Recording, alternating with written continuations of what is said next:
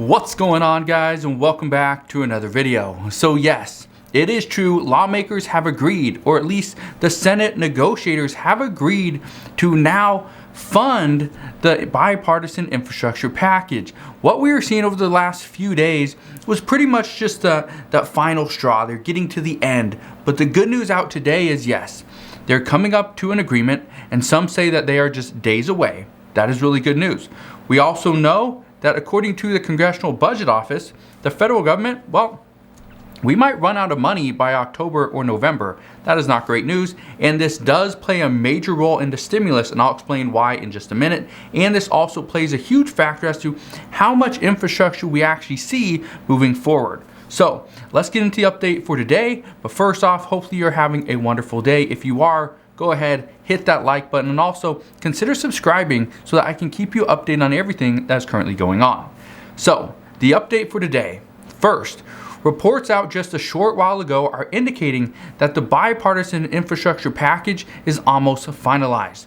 Some say this could be finalized over the next few days. However, most are expecting it will go until Monday. We could potentially see a vote on Monday. However, some say it will happen the early part of next week. So Monday, Tuesday, possibly even Wednesday.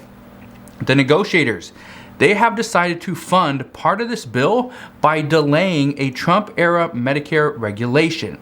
Now, this was a move that was made by former President Donald Trump. It was supposed to actually save money. However, according to the Congressional Budget Office, this rule would actually increase federal Medicare spending by roughly $177 billion over a 9-year span from 2022 all the way into 2027. Or 2029, excuse me. So that $177 billion, that can now be saved, and that is a good chunk of change that now lawmakers are going to use that in order to fund the rest of the bipartisan infrastructure package that was currently unfunded.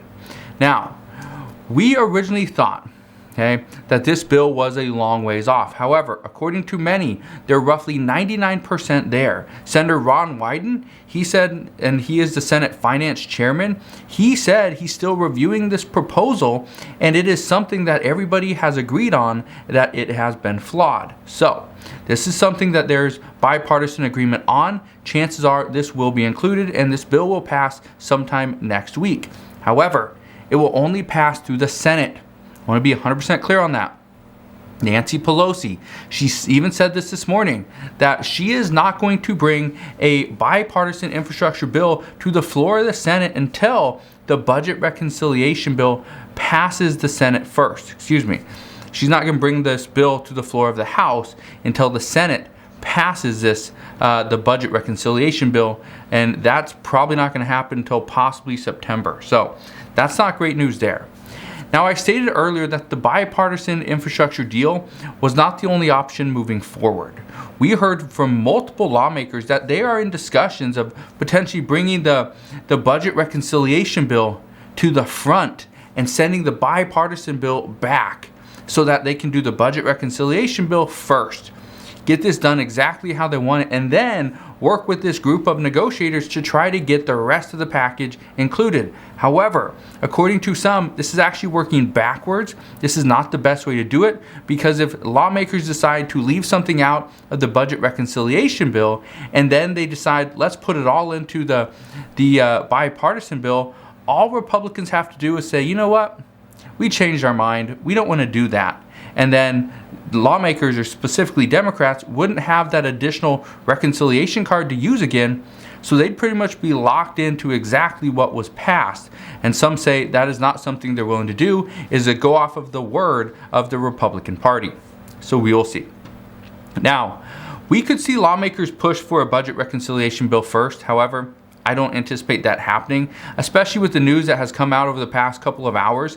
I expect the bipartisan bill is going to pass next week. It will pass through the Senate. It will be kicked over to the House. Now, if the House decides to make changes, that could be an issue. That could be an issue because if they decide to make changes, which again, it has to go to the floor first, if they decide to make any changes to this bill, it will have to go back to the Senate, it will have to be reworked, possibly renegotiated, and passed again. Some expect if it goes through the Senate once, and it goes to the House and they change it, it could have more and more issues once it goes back into the Senate the second time. So that's something that we need to keep in mind as well.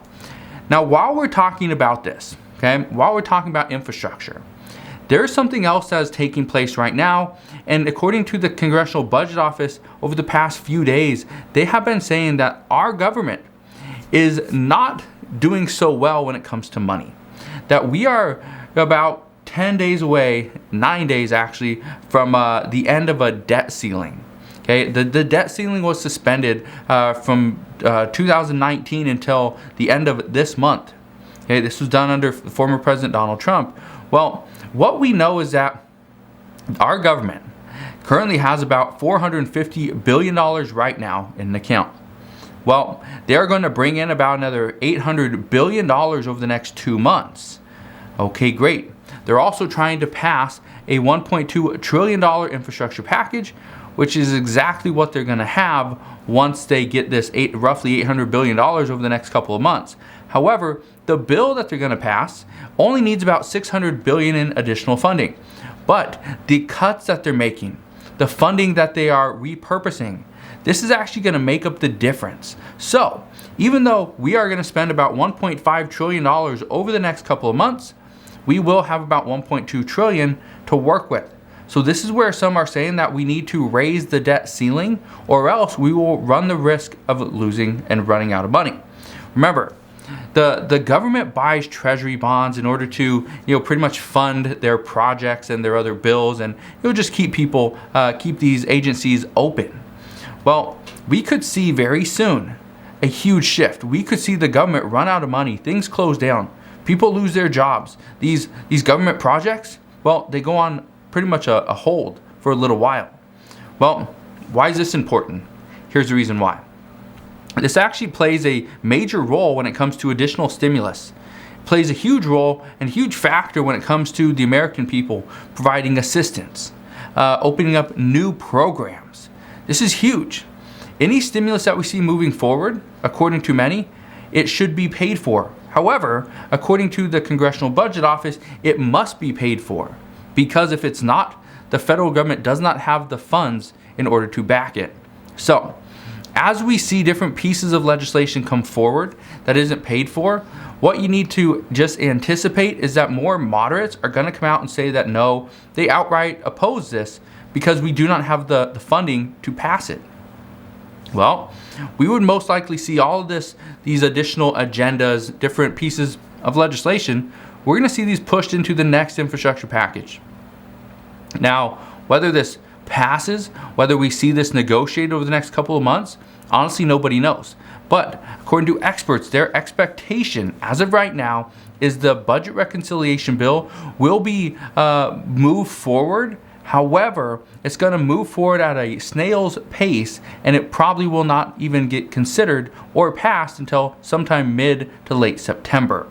Now, I want to bring that up for one main reason. There's a lot of things that people are worried about at this point. Money is one. The COVID surge is another one. Rental assistance and housing is a huge issue. We're seeing this all over the United States, and right now we're about 9 days away from a federal CDC eviction moratorium expiration date. That's not good news. Now, even though there is a lot that people are worried about, okay, and a lot of people are worried about the debt ceiling. Are we going to see a vote on this? According to Mitch McConnell, he said no, this isn't going to happen. But we also know that the federal government is looking at passing large packages. There's also a government spending bill that's going to be included, possibly a $4 trillion spending bill. And there's probably going to be immigration in there. There's going to be police reform. There's going to be so many things in there. But that's the next step. That's the next thing that lawmakers have to negotiate. They need to negotiate that in September and then pass it before the end of September. Or else the government would shut down if they don't have any funding. So again, there's a lot of issues happening right now. But politicians do understand what is at stake if the government runs out of money. They usually just push this off and leave the government funded for a little bit, which they did last year as well. They did, I think, the previous year as well. I think they've done it for multiple years. The big one was when they actually pretty much shut down because they couldn't figure out how to fund the border wall. That was under former President Donald Trump. Well, because of all the stuff that we're seeing, expectations from many people, many lawmakers are that they're going to negotiate, they're going to try to stand strong, they're pretty much going to just play chicken with each other, go up to the final day, and then ultimately pass a bill. But again, we will see what happens there, but as I know more, I promise I will share more. Now, in other recent reports, we now know that 3 states in the United States account for about 40% of the new COVID cases alone. These states are Florida, Missouri, and Texas. Okay? Because of this rapid rise in cases, a large group of lawmakers are actually urging President Biden to actually lead this country back to pre-pandemic life. They argue that more assistance is still needed. They say we can't afford to wait around for somebody to finally make a decision. Decisions need to be made today, and are pretty much putting this on President Biden. Now, what I can tell you right now is that President Biden is not one of those people that's going to make a quick, rash decision. He's going to talk to his advisors, evaluate the situation. Whether that's good or bad, that's what he's going to do. So we will see what happens. But one of the big decisions that many people are discussing at this time is whether or not he is going to provide those students with some student debt forgiveness. Also, what's he going to do with the eviction moratorium? What we did here this morning is that Democrats are going to continue to push for that $50,000 or up to $50,000 in student debt forgiveness. However, the anticipation right now is that the student debt forgiveness would not be included into the budget reconciliation bill, which is that Democrat-only proposal. It won't be included because, according to some, the federal government needs this money and they can't afford to either forgive this student loan or pause the payments for any longer. If they can start getting some of this money back, then and only then would they be in a better situation financially. So some are saying right now that it is coming down to the wire, and whether or not is the federal government going to provide some assistance to the taxpayers so that they have more money, or will the federal government simply say, you know what, we can't do it. You borrowed this money, you got to pay it back. So that's what we're going to do. So right now it's coming down to the wire, but we will see what happens as we get a little bit closer. I can tell you right now, lawmakers do say that this additional $50,000 per borrower would provide many with the funds needed to purchase, food, shelter, right, housing, and even the essentials to keep them alive. They say that just because right now they are sending out this child tax credit, which is helping parents and children, they say student loan forgiveness would provide borrowers with the additional income they need to use elsewhere also. Some are saying that even getting out this rental assistance money to those that are in need or on the verge of in need, this would actually be very beneficial to not only the American people, but the economy as a whole, because those people can take their rental money that they have allocated so far for the month. They can take that, spend it elsewhere, and get the rental assistance that Congress has already provided and passed. But again, this is something that's coming out very slowly. At the same time, though, again, Democrats say that more should be given to everybody. They state that more people need help, not just those with children. This is something that you guys have been saying as well. People on Social Security need help. Elderly, people that are single, do not have children yet. Maybe they're married but don't have children yet. Everybody needs help right now. One economist said that workers need more help. They aren't getting enough money to pay back all that they have lost. They also say people who are not working need additional assistance as well. And even Mark Zandi, who the White House listens to quite a bit, he's an economist, he even says that right now the eviction moratorium needs to be extended. He says that states can't get the money out quickly enough, and currently there are more than 6 million renters that are behind on rent and risk being evicted any day now. He states that with the Delta COVID variant and the eviction moratorium coming to a crossroad, that very soon millions are going to be devastated. They're not going to have a place to live. They're not going to have money to buy food. They're not going to have money to buy and pay for a new apartment, buy clothing or the essentials that they need on an everyday basis. They just won't be able to do it. They couldn't afford it. And the last thing I want to mention today and this is something that I thought was very interesting, is we heard the other day that the Biden administration wanted to extend the border lockdown. So you cannot travel across the Canadian or Mexican border. And now, here's what you need to, and this is for non-essential travel, but here's what you need to understand. Multiple Biden officials are now very worried that when the administration finally does open up the borders once again, that we are going to see what we're seeing is a public health crisis, and it's still going to be in effect come August 21st. But they say that these Biden officials are saying that they worry that opening up the border will only cause a surge in migration that will overwhelm the immigration system. But some say that's not the only thing that will be overwhelming. Yes, it will be overwhelming the system, but it could also mean allowing COVID back into this country from people that are not vaccinated. One expert is saying that the United States should require a vaccination to anybody that wants to enter the United States, and it needs to be a vaccine that is coming from the United States, not one from a different country. But this expert also says that no resident here in the United States should be required to get a vaccine if they're already here. Only those that want to come into the United States. So we will see what happens, but the issue there is, especially if these are children, let's say they're 12 years and older and they can get a vaccine, the issue there is, what if they don't have a parent with them? That was one of the reasons why they're here in the United States. Now the government and us taxpayers, we have to pretty much foot the bill in order to keep them here in the United States, not just to get their one vaccine, but get their second dose about 21 days later, plus wait an additional 2 weeks to be fully vaccinated. So we're pretty much going to have to foot the bill to keep somebody here in the United States for about 5 weeks. 5 weeks just for the vaccine itself.